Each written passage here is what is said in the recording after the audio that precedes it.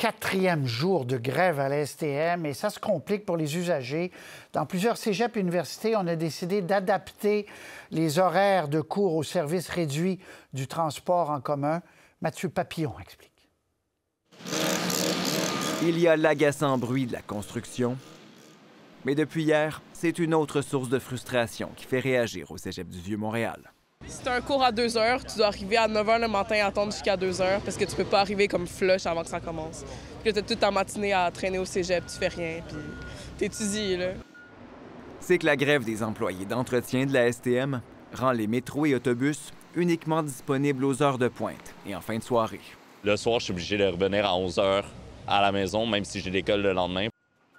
Au cégep du Vieux-Montréal et au collège Annecy, on a donc amputé chaque cours de 5 minutes pour que les étudiants puissent attraper le métro ou l'autobus en fin d'après-midi. C'est près de 60 de notre communauté là, qui se rend au collège pour étudier, qui prennent les transports en commun.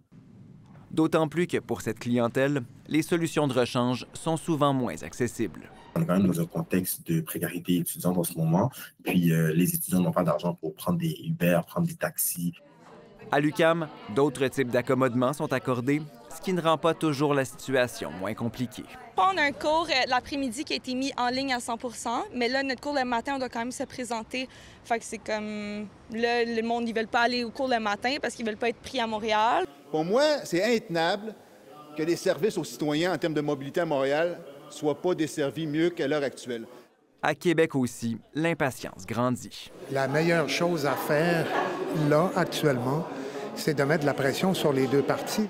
Après 4 jours de grève, l'appui aux syndiqués semble fragile.